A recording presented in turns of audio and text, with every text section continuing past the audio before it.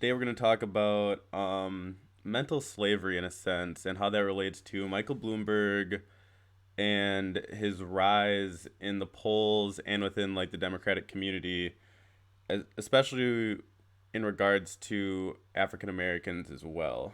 So this is probably going to be a little bit more of a controversial episode, although most of the things I get to on this show are controversial by mainstream standards. But let's move on here. Let me get to what I want to look at. So I want to start off actually by talking about Kanye West. I want to start out by talking about Kanye West's statements back in, I can't remember, was it 2017 or 2018? Yeah, where he says here that slavery was a choice. Now, when that came out, that was a very controversial statement, and a lot of people, because it was related to Donald Trump, and also because it was Kanye West, two people that there's a hysteria around. When you talk about Kanye West, everybody loses their minds, and it's like there's very anti-Kanye West. And when you talk about Donald Trump, there's obviously, for good reason, anti-Donald Trump sentiment. Although in our current day, there's been a bit of a hysteria related to that. Now, as far as what Kanye said, though, what he said held some validity to it. Although Kanye is not the best messenger for it, he's really just bad at messaging because at the time he is a little bit crazy. But when you look at it, though, what he said was actually, there was some truth to it. So let's go back to that statement here. I pulled up the CNN article here. So it says, now he says, when you hear about slavery for 400 years, that sounds like a choice. Then he says, you were there 400 years, and it's all of y'all. It's like you're mentally imprisoned. So this statement right here is not messaged the best as it could have been. So he eventually clarifies a little bit, but I'm gonna say that I don't agree with this part of the statement in its entirety. Now he then goes on to say, I'll get to my reasoning more as we get through it. He says, to make myself clear, of course I know slaves did not get shackled and put on a boat by free will. My point is that we have stayed in a position even though the numbers were on our side, and that means that we are mentally enslaved. So what he's getting at is true and not true. And I think that there needs to be a more thorough look at it than was initially given. Because what he was saying, like I'm going to say, is at least half true. So when he says they got shackled and that wasn't part of free will, but there's part to stay in it, the numbers were on your side. So when it comes to this statement, it's hard because part of slavery was beating people down and was making them fear the slave master so much that they could not retaliate. That was part of slavery. So like by a literal definition, they were enslaved because they were worn down mentally, physically, that they could not get up and fight back even with the numbers. And that is completely understandable, and we should never question the anything in relation to that, and that is wrong. But now when it comes to my point that you stayed in this position even though the numbers were on your side, that means we were mentally enslaved. Now, what he's saying is true. We were mentally enslaved. Enslavement nonetheless, but the enslavement was working. Now, when you get a little bit farther into the history, and as history progresses, that mental slavery begins to wear down, although it will always linger in the background. There'll always be a latent amount of it that comes with the history of slavery that brings on latent shackles and latent chains of the mind. But then eventually there becomes a point, though, and this wouldn't have, Martin Luther King, Malcolm X, would not have been possible without overcoming this mental slavery. Because when he says 400 years, he really means 400 years up until the civil rights movement, because that's really when things got better to a certain extent. But what we're getting at here is you are mentally enslaved to an extent because you're still going along with these policies. You're doing this X, Y, and Z, and you're not fighting back to the same level. Is that controversial? No, that's what slavery was. Slavery works because of mental enslavement. That's the most powerful part of slavery. You use the physical means to get to a mental mean, to get to to materialize mentally, to make it so that perception within a community is not able to be fostered. That need to break away is not need to be fostered. Now, were there slaves trying to break away? Don't get me wrong, there definitely were. And up until a certain point, like I'm saying, there comes to a point like in time when that like balance gets broken, and you have to look at yourself and say, is this mental enslavement more than physical enslavement anymore? So then we move down. So I just want to start with that, just to give a little context on that statement. Like I said, I don't agree with it in entirety, but I do understand where he's coming from. So now now we are looking at a Mike Bloomberg presidency, and I think the fact that Michael Bloomberg has had this rise in the polls and is viable and is being latched onto by many prominent liberals of white prominent liberals, as well as black liberals as well, is very concerning, and I think really gets to the heart of this mental enslavement that we're getting at. But I'd like to get to that more. So I want to look at, so what I'm basically going to do is show you that, well, there's this vote blue no matter who movement in America that is completely illogical, because what if the person that you're voting for is no better, or let's say 1% better than the person, say Donald Trump, that we're voting against? So what I'm trying to get at here is that this anti-Donald Trump hysteria has led us into this position where we are no longer able to think clearly. Like, we've been enslaved in a sense. Now, not to the level of regular slavery. That's why this video is more controversial, because it has to all be taken. So let's look at. I'm gonna go through, look at Bloomberg's record, and I want you to tell me if this sounds any different than Donald Trump. And if it is different than Donald Trump, then tell me about how much marginally it is. In fact, it could be argued that it's worse. So, why is Bloomberg getting a pass on sexism? So there's a great article in GQ. My computer's a little laggy, so I'm not gonna go through all of it, but egregious sexism getting a pass. So basically, in the 90s, when Bloomberg was on the come up, and in the early 2000s, when in his like office life and in his business life, he was saying things that you would get out of like a Wolf of Wall Street type of like persona. And at one point, he even told us right here. He even told a worker there when she was pregnant that to kill it. And this has been now confirmed by 2 people. On top of that, he was saying about women that they basically calling them prizes, and basically just acting like basically just a whole, total frat boy stereotypical environment that mistreats women and treats them as second-class citizens in the workplace. Now, this is basically the exact behavior that Donald Trump is accused of all the time, and with good cause, because he is also a sexual abuser. And Bloomberg here says Bloomberg LP have filed nearly 40 sexual harassment and discrimination lawsuits over decades. But you can read the rest of this article for all of the like ins and outs of the sexism. But it's mystifying that this is being allowed by the same people that are saying Bernie Sanders makes my skin crawl because he's anti-women, yet you can point to no record of that, yet he has a 100% voting record for women's rights and right to choose. Now let's talk about, and then we come over here to this next article. This looks at, well, Mike Bloomberg was the mayor of New York. He wanted to fingerprint people receiving public housing assistance. So basically, he wanted to do an authoritarian measure, which is what people call Donald Trump all the time, is authoritarian. He wanted to do an authoritarian measure to make these people give up their privacy rights to be fingerprinted without committing any crimes. Yet, I'll just watch this video, and basically these residents hit it spot on the nail of why this is egregious. Mayor Bloomberg's latest crime-fighting idea has a lot of people angry tonight. The mayor wants to fingerprint more than 600,000 people who live in public housing. What we really should have is fingerprinting to get in.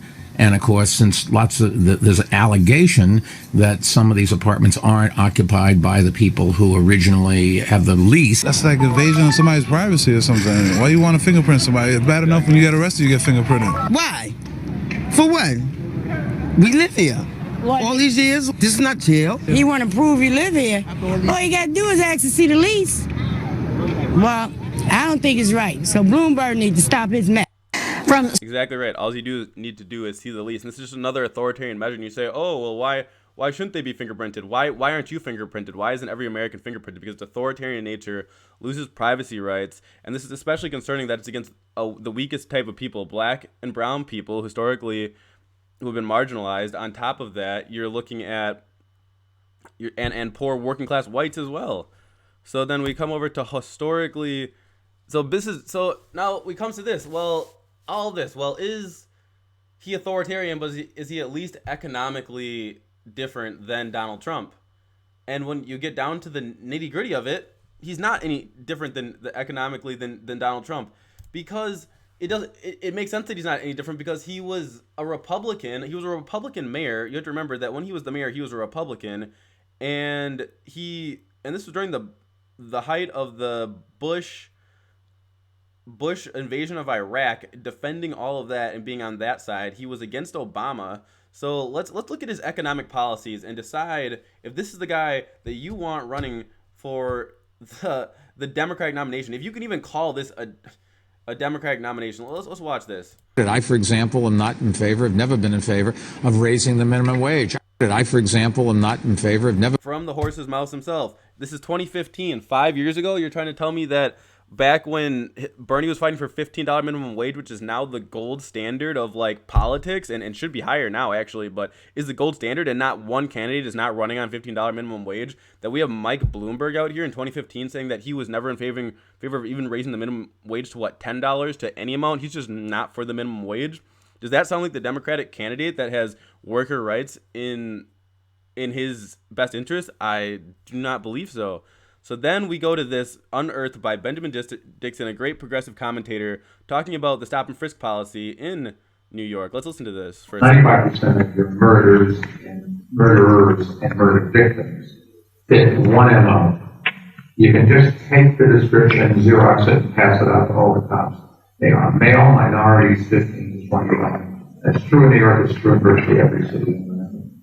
And that's where the real crime is. You've got to get the guns out of the hands of the people that get killed. So you want to spend the money, put a lot of cops in the street, put those cops where the crime is, which means in minority neighborhoods. So this is one of the unintended consequences is people say, oh my God, you are arresting kids for marijuana that are all minorities.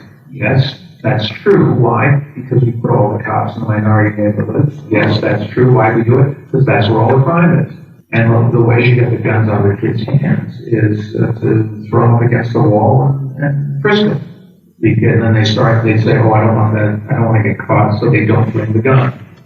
Okay, so this is Mike Bloomberg in 2015, once again, talking about stop and frisk. So very recently, within the time that Donald Trump was running for presidency, this is him talking about a racist policy that has been deemed racist by the Supreme Court, that this man attempted to appeal in a lower federal court, then to appeal the decision of it being racist, where he's then basically just saying you can Xerox, so copy and paste the description and then racially profile all black and brown people for being black and brown.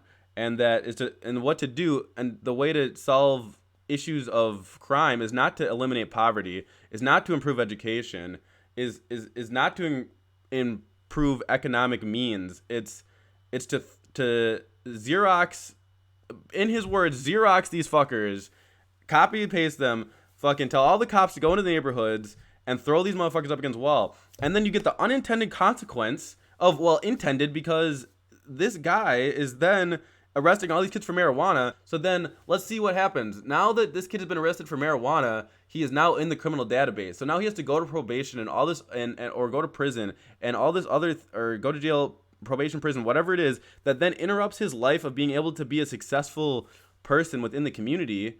And then this just leads into a spiral effect and a self-reinforcing effect of life and crime happening. And I find this to be appalling, because this type of policy only breeds criminality. This makes people believe that they are criminals because they're being treated like criminals. That is the perception. That is the perception thing once more. So you're trying to tell me that this guy who has racist policies at the level of Donald Trump and hates Muslims at the same level, because during the Bush Iraq war, he was all for the spying of Muslim citizens, even though that was mainly found to be unjustified.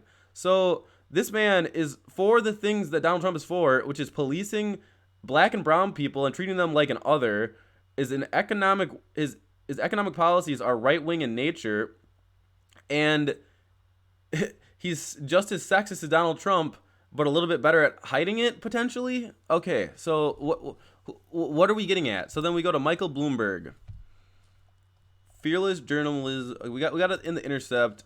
This is a foreign policy thing I've been kind of bringing up here and there, but I'm just gonna get to some things just to provide some more like evidence of it and some citations. So here it says Bloomberg, however, served as an elected Republican between 2001 and 2007. This was a period during which he enthusiastically endorsed the re-election of George W. Bush. Much has been made of Bloomberg's blind defense of Wall Street, including his astonishing claim that it was Congress and not the banks that created the mortgage crisis. His ridiculous comparison of Warren's modest wealth tax to Venezuela.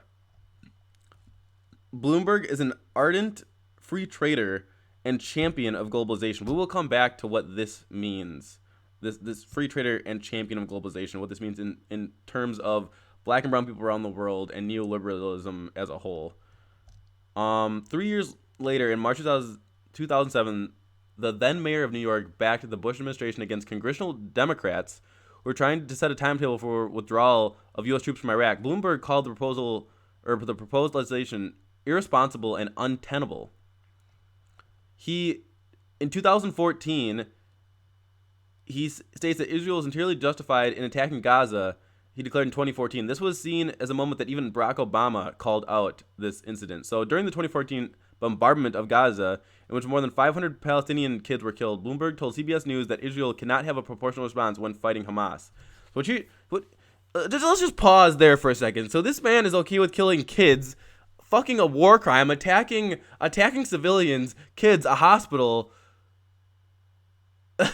That's all right. This is your champion, Democrats. This is who you decided was going to try to stop Bernie Sanders. This is how low you are sinking. Let's move on. Bloomberg, on the other hand, helped launder the reputation of the crown. Bloomberg, on the other hand, helped launder the reputation of the Crown Prince in 2018 when he hosted the reckless autocrat in New York and smiled for photos with him in a Starbucks.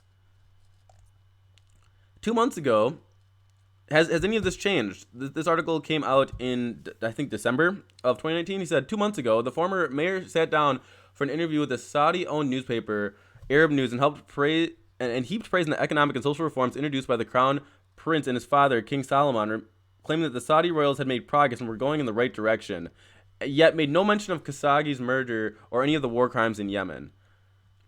Now, this conclusion of this article is perfect. There's already a right-wing billionaire in the White House who lacks foreign policy experience, supported the Iraq war debacle, and considers the Prime Minister of Israel, the Crown Prince of Saudi Arabia, and the President of China to be among his closest friends and allies.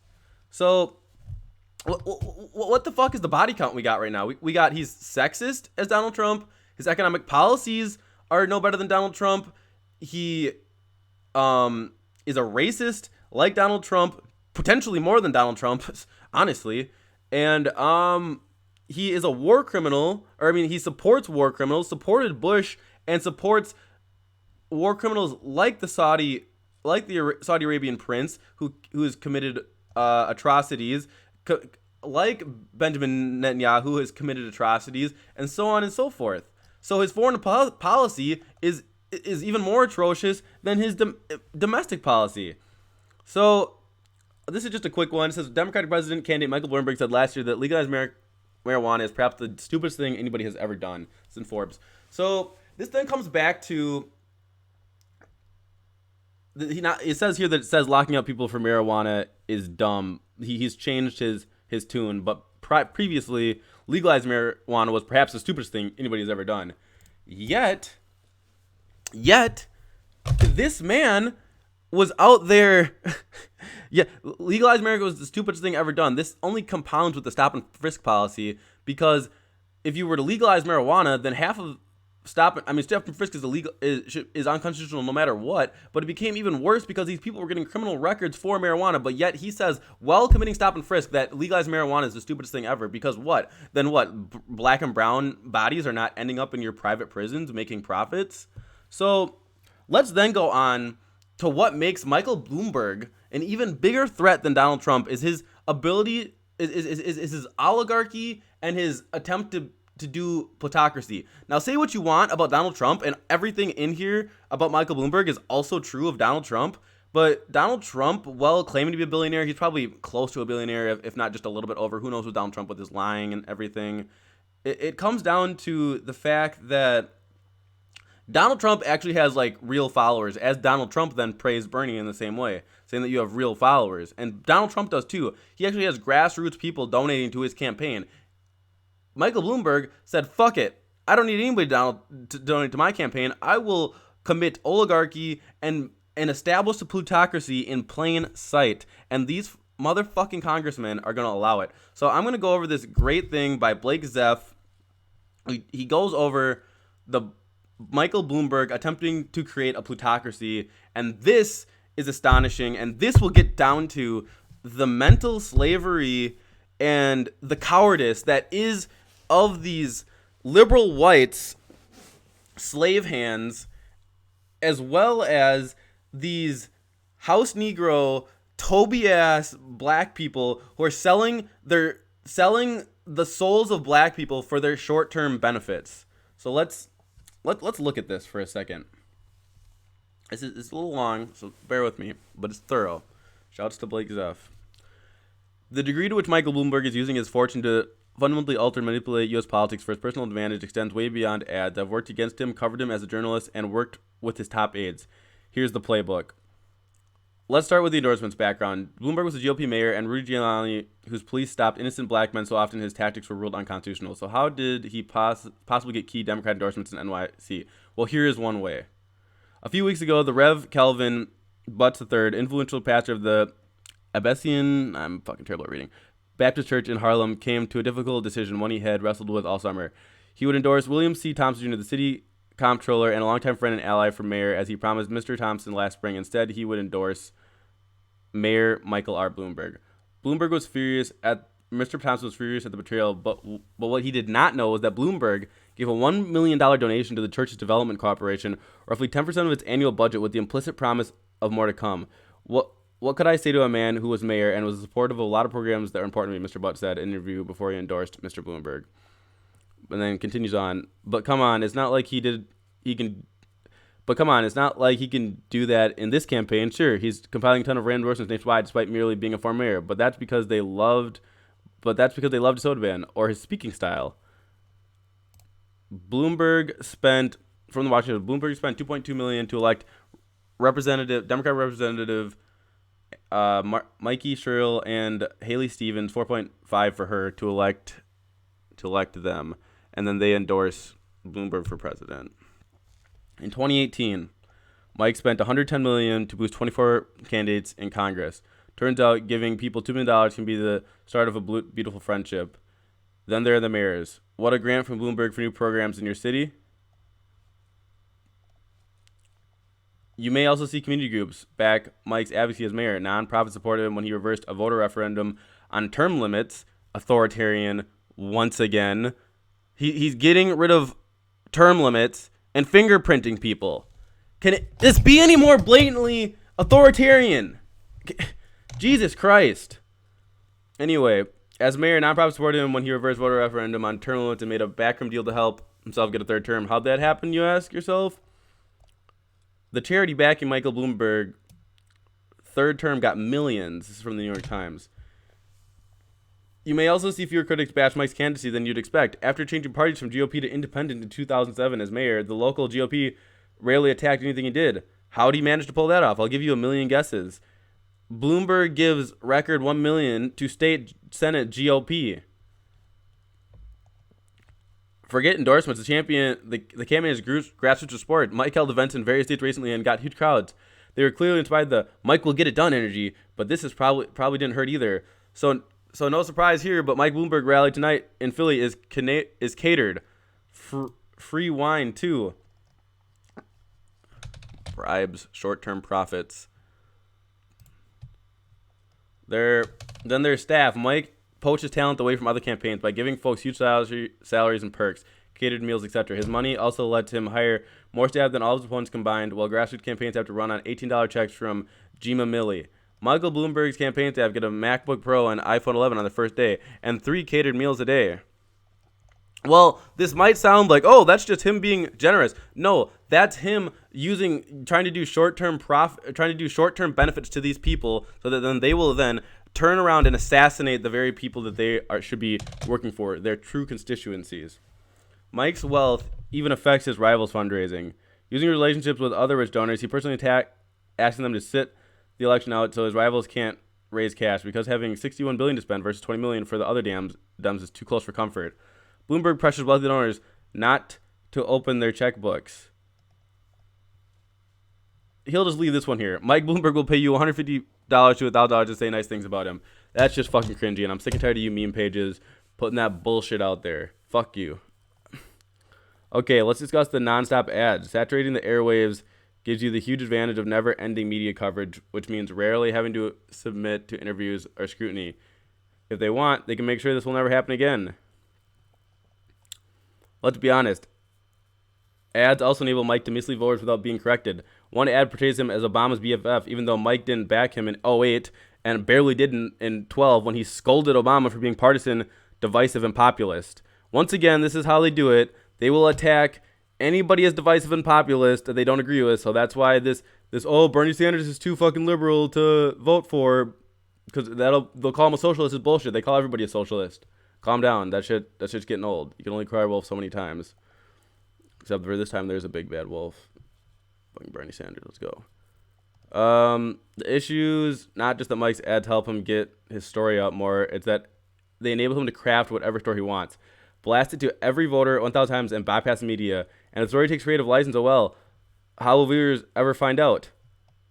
One reason it works so well for Mike and the team is he was able to acquire our smart. Other rich candidates have failed, but Mike's team has combo its rear, even unprecedented in U.S. politics. Unlimited money, elite intelligence, and Machiavellian ethics. So let's talk about this. They are able to blast it over the airways 100 times and bypass the media. So basically, this being able to blast it over the 100 times has always been my argument for Citizens United, McCutcheon versus Maryland, Buckley versus Vallejo.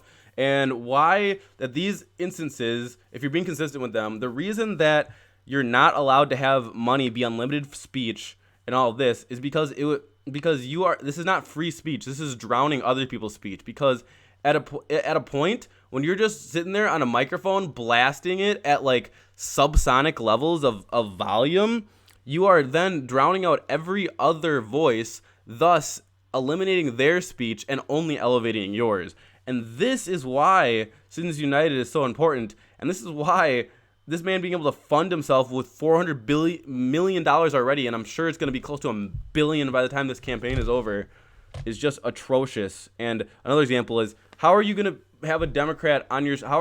This was so hypocritical with Democrats. How are you guys going to be trying to say that Citizens United is wrong, yet at the same time encourage people to get donations from billionaires and all these like backdoor super PACing, and now you just have Michael Bloomberg in the fucking open, just completely blanketing the airwaves and committing just rampant abuses of freedom of speech on the rest of the country.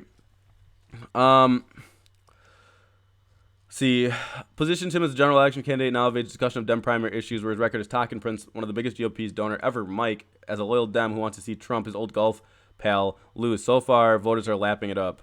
For example, 3 months ago, polls found Mike Bloomberg widely disliked with the highest negatives in the race. Now he's a top 3 contender for the Democratic nomination. One of the richest men ever, trying to upend every part of the process. And this is just stuff that we know about. So I'm sorry that I'm getting a little bit worked up about this, but this is atrocious.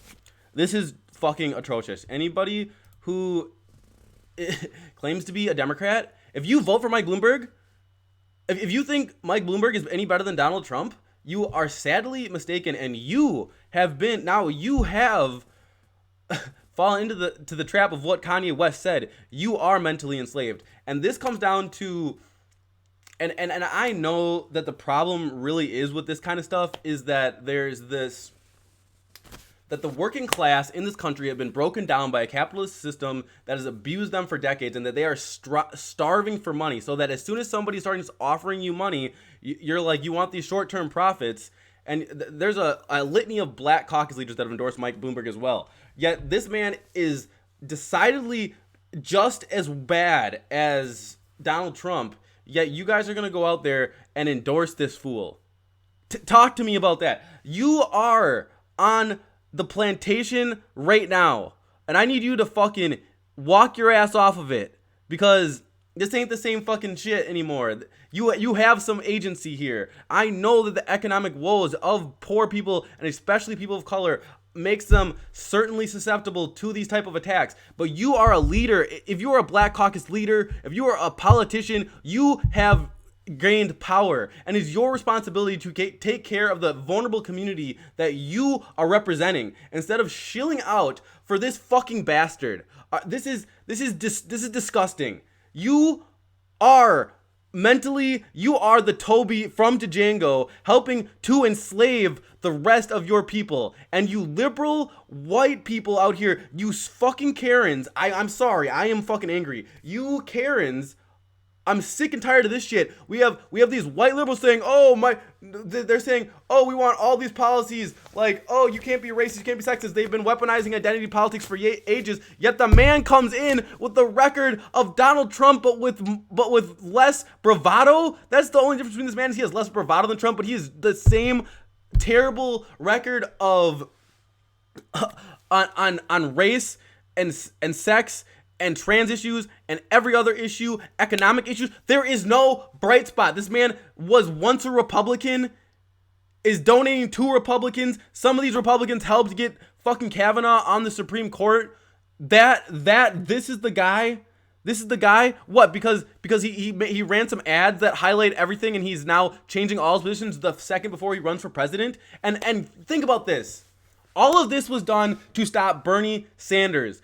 Michael Bloomberg got in the race when he thought that Elizabeth Warren was going to hold the torch.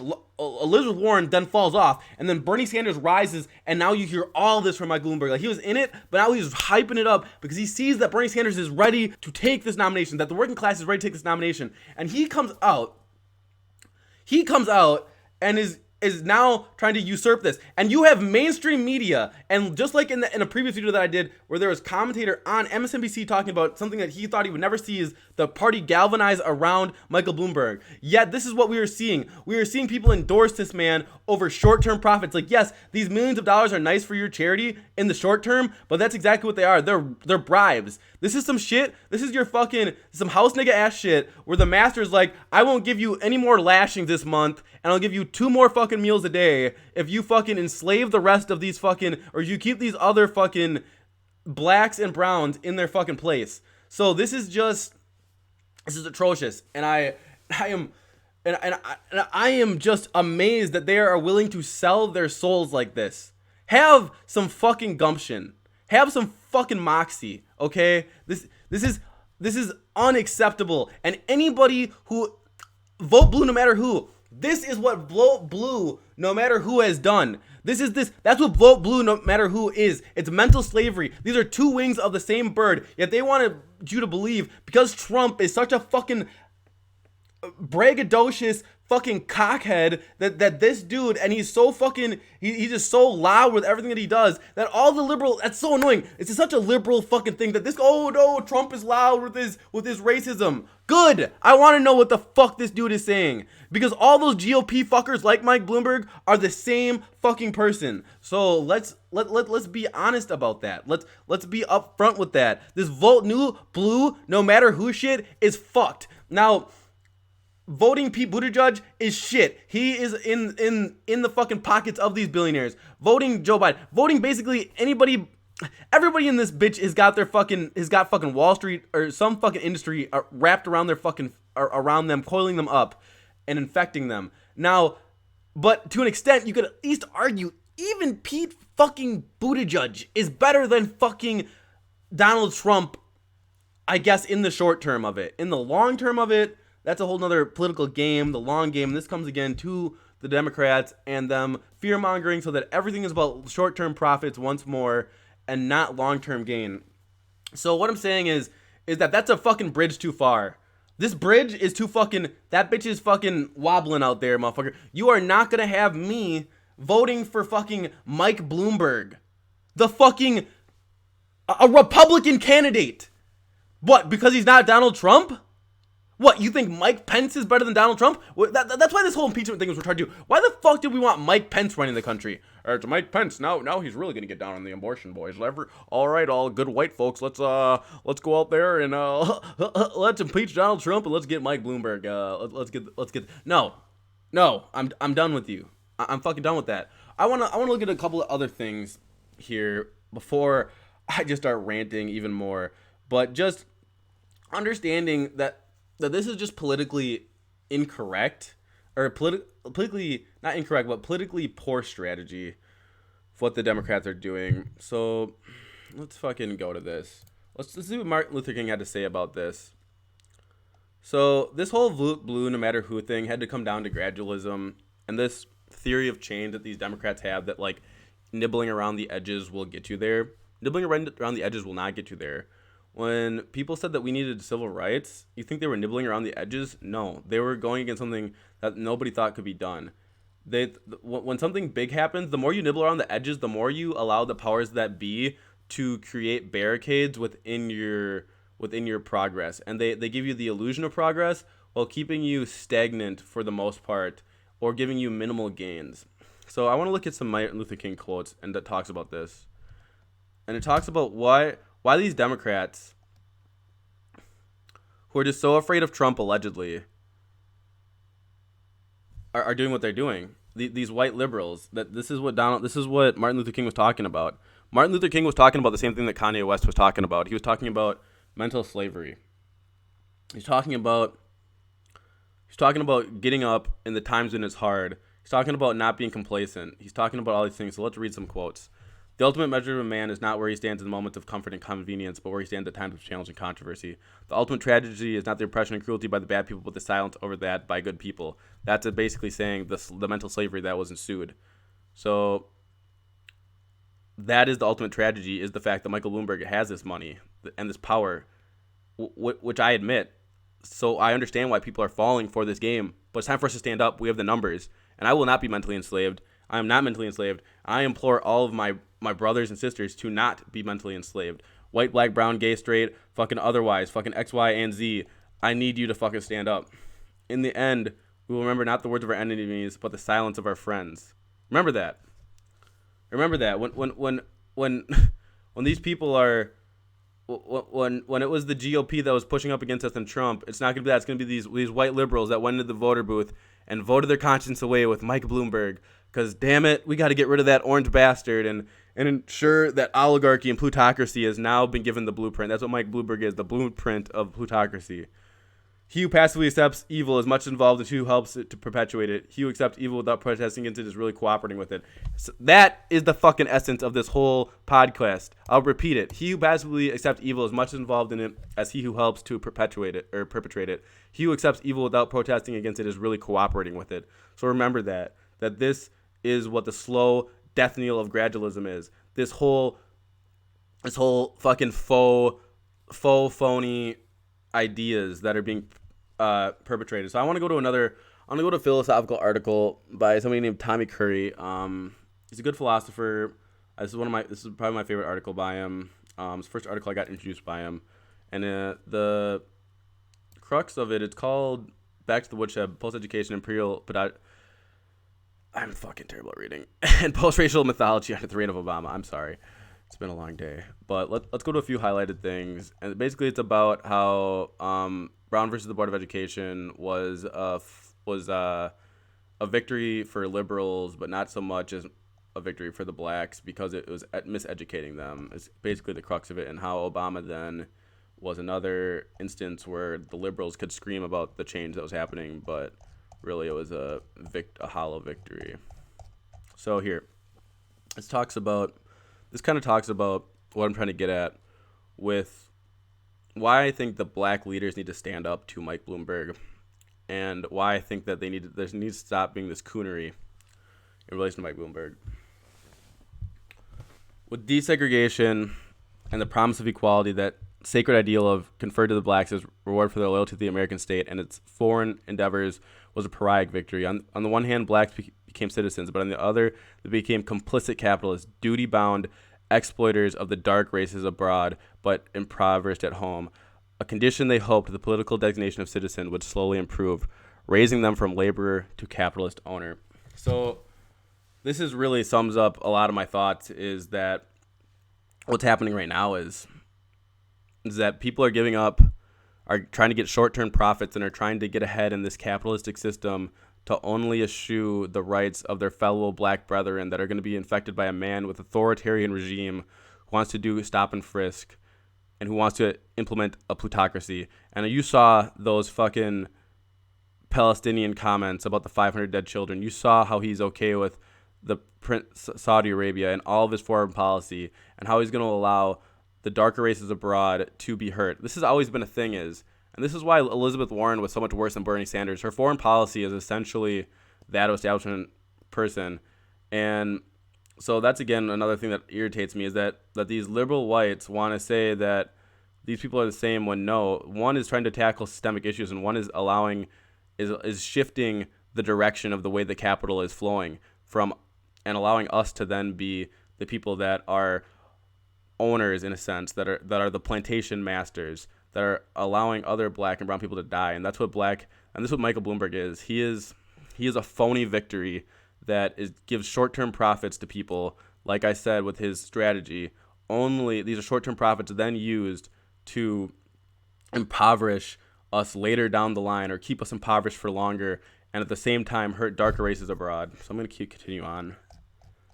So it is a historic contradiction which now formulates the endless commodification of ideas, property, and politics by citizens that concerns Garreau, and makes citizenship a quest for profit instead of freedom, in a system that offers little to no change for the oppressed and marginalized. Once again, I'm reiterating that what Mike Bloomberg is offering these people power, offering these people little victories and money for the short term, doesn't understand that, yes, he can give you this money, but guess what? You will always be reliant on this money. You will always, you are not getting any change. You are not becoming any more free and any less impressed or marginalized. And it's just a continued lust for capital power in the short term, while not thinking of the long-term consequences. And I think this long-term consequences thing really needs to be understood, because I'm sick and tired of people saying it's vote blue no matter who, because we're going to get Donald Trump. Guess what? Donald Trump is not any worse, as you can tell, than fucking Mike Bloomberg, who's a standard Republican. Donald Trump is just more braggadocious about it. Guess what? Two birds of the same fucking wing. So if you continue to have these fucking phony-ass, moderate fucking Republican-ass Democrats, you're never going to get any change, and you're going to allow this, and that perception of allowing these people to continue to get power, you are then enabling them to say that their system is functioning properly, and allowing them to hold on to control because they are continually able to get elected while not changing anything materially for you. So when people say vote blue no matter who, I say fuck that, because this is about trying to overturn a system of thought. This is about trying to overturn these people's perception of the world, that they can get away with being lackluster candidates that shit on the fucking black, brown, and poor working whites like any other day, and treat us second-class citizens, treat us with paternalistic policies, not partnership. That's why this is a difference. That's why vote blue no matter who, now fucking completely personified and fucking elevated by Michael Bloomberg to its stupidity, is a big hell the fuck no. No, we will not vote blue no matter who. I will not be fucking tricked. I will not be fucking mentally enslaved into thinking that that these short-term benefits that then continue to prop up a fucking system that these two people need to live off of each other. The Democrats and the Republicans need this fucking faux fucking rivalry to fucking feed on each other and to pretend that there's freedom, to continue to mentally enslave us in these short-term profits once again. And this is on a systemic level. This is on a macro level. Not only is he giving out, in Michael Bloomberg's case, giving it on the micro level, giving it to certain people to withstand his power, but the whole vote blue no matter who is nothing more than a fucking Trojan horse to continue the fucking slow gradualism and this complicity that Michael Martin Luther King talks about. Let's continue on. Bell urges readers to think carefully about the consequences of identifying with the categories built on the historical and political template of the white racial class. Bell recognized that our attempt to reproduce the profit and power of whites, as if our participation in a system that birth inequity is in fact the finality of our struggle for equality, ultimately spells doom.